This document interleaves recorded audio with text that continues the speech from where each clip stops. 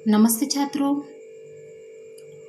कक्षा 10वीं में जो पार्ट दूसरा है मीन्स दूसरी इकाई, उसमें पहली जो कविता है बरसही जलद। तो आज हम देखने जा रहे हैं बरसही जलद। तो इसके जो कवि है वो गोस्वामी तुलसीदास जी हैं। तो इनका परिचय देखेंगे।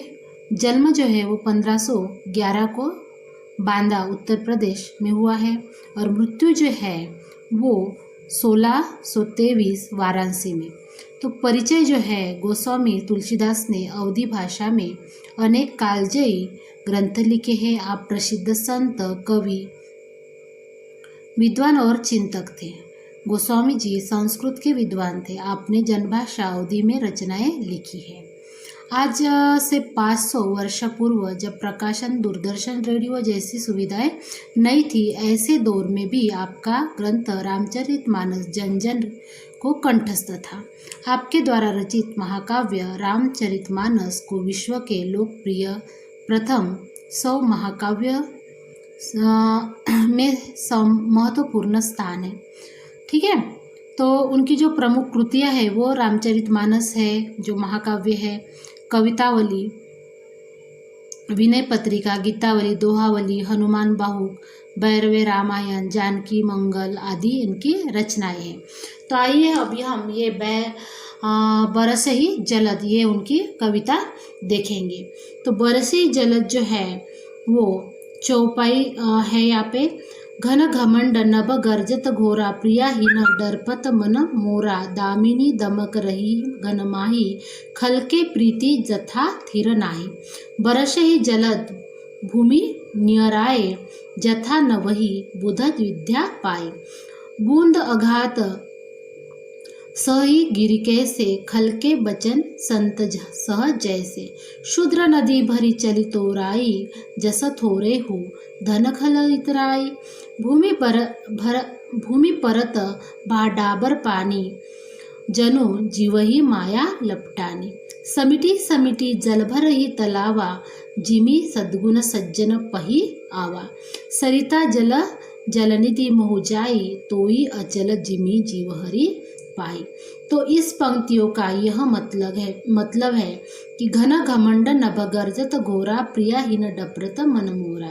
तो यहाँ पे कवि कहते हैं कि देखो कि आकाश में बादल क्या हो गए हैं, घुमड़ घुमड़ कर भयंकर गर्जना कर रहे हैं।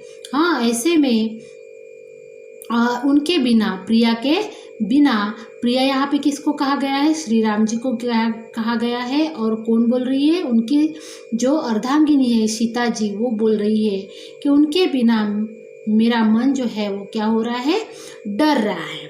क्या हो रहा है, डर रहा है। और बिजली आकाश में ऐसे चमक रही है कि जैसे दुष्ट व्यक्ति की मित्रता स्थिर नहीं रहती, यानी वह चमकती है और चमक कर क्या हो जाती है, लुप्त हो जाती है। यानी घन घमंड नभ गर्जत घोरा, प्रियाहीन डफरत मन मोरा, दामिनी चमक रही घन माही, खलके प्रीति तथा थिर नाई। फिर यहाँ पे दूसरे जो लाइन है, बरसही जलद भूमि नियराए, जथा नवही बुध विद्या पाए। बूंद अगाध सही गिरि कैसे, खलके बचन संत सह जैसे। तो यहाँ पे इस लाइन का यह मतलब है कि बादल जो है, बादल पृथ्वी के नज़दीक आकर बरस रहे हैं। ठीक उसी प्रकार जैसे विद्वान व्यक्ति विद्या प्राप्त कर विनम्र हो जाता है। बूंदों की चोट पहाड़ों पर पड़ रही है, पहाड़ जो है वो बूंदों के प्रहार से क्या हो रहे हैं, शांत भाव से उनको सह रहे हैं, उन प्रहार को क्या कर रहे हैं, सह रहे हैं। और जैसे संत पुरुष जो है दुष्टों के कटु वचनों को सह लेते हैं, उसी प्रकार जो बूंदों की जो प्रहार है वो पहाड़ क्या कर रहा है, शांत रूप से सहन कर रहा है। फिर यहाँ पे शुद्र नदी भरी चली तोराई, जस थोरे हो धन खल इतराई। भूमि परत ढाबर पानी, जनु जीवही माया लपटानी। फिर यहाँ पे कवि कहते हैं कि छोटी नदियाँ वर्षा के जल से भरकर अपने किरण जो किनारे होते हैं उसको तोड़ती हुई आगे बढ़ जाती है। और जैसे मामूली धन पाकर भी दुष्ट लोग जो है इतराने लगते हैं ना, जिन लोगों के पास बहुत ज़्यादा धन रहते हैं वो उन लोगों को क्या मीन्स वो इतराते नहीं है, उनको घमंड नहीं होता है। लेकिन जो लोगों को जिन लोगों के पास क्या होता है थोड़ा सा धन होता है तो उन लोगों मीन्स क्या वो लोग जो है इतने इतराते लगते हैं, उनको लगता है कि हमारे जैसा कोई नहीं। पृथ्वी पर गिरते ही पानी गंदला हो गया है, मानो प्राणी से माया क्या हो गई है, लिपट गई है, ऐसा लगता है।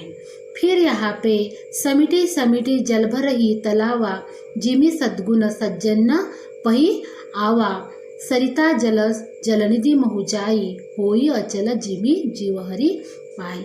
यहाँ पे कवि कहते हैं कि वर्षा का पानी जो है वो एकत्र होकर तालाबों में क्या हो रहा है, भर रहा है। जैसे जैसे एक एक कर सद्गुण सज्जन व्यक्ति के पास क्या होते हैं, चले आते हैं, उसी प्रकार नदी का पानी जो है वो समुद्र में जाकर मिलकर क्या हो जाता है, स्थिर हो जाता है।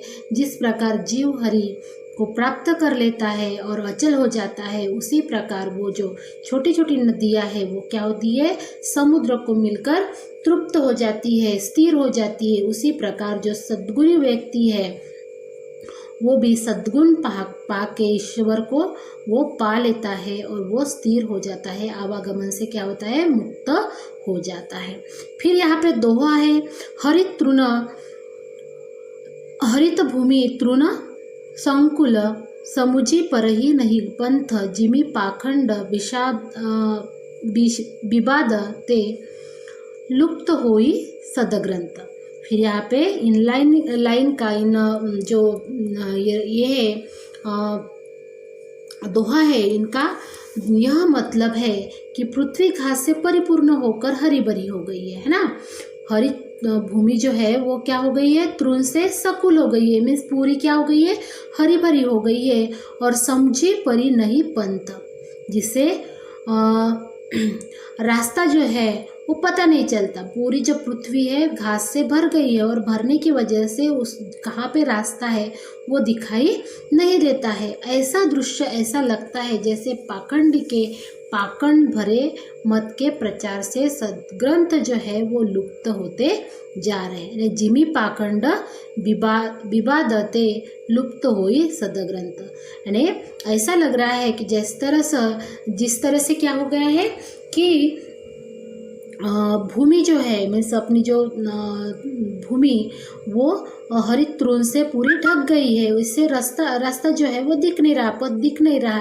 तो उसी प्रकार क्या हो रहा है कि जो पाखंडी लोग हैं, उन लोगों के पाखंड से जो हमारे सदग्रंथ है वो लुप्त हो गए हैं, ऐसा मानो प्रतीत हो रहा है। तो यहाँ पे ये है इसका मतलब यह है, ठीक है। तो अभी हम चौपाई देखेंगे। दादुर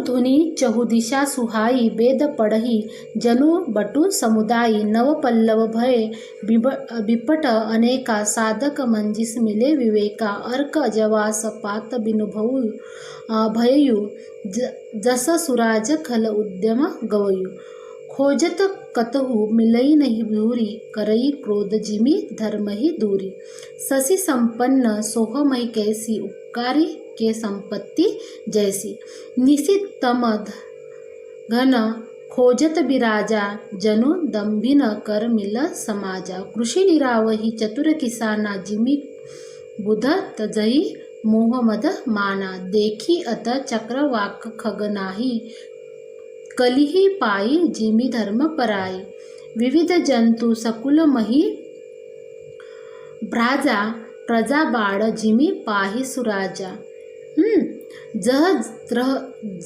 जह तह रहे पतिक थकी नाना, जिमी इंद्रिय गण उपजे ज्ञाना। इसका मतलब यह है कि कवि कहते हैं कि वर्षा काल में चारों दिशाओं में मेंढकों की जो है ध्वनि जो है वो क्या होती है, सुनाई देती है। मानो ऐसा लगता है कि यहाँ पे विद्यार्थी जो है, विद्यार्थी का समूह जो है वो वेद पाठ कर रहा है ना, ऐसा प्रतीत होता है।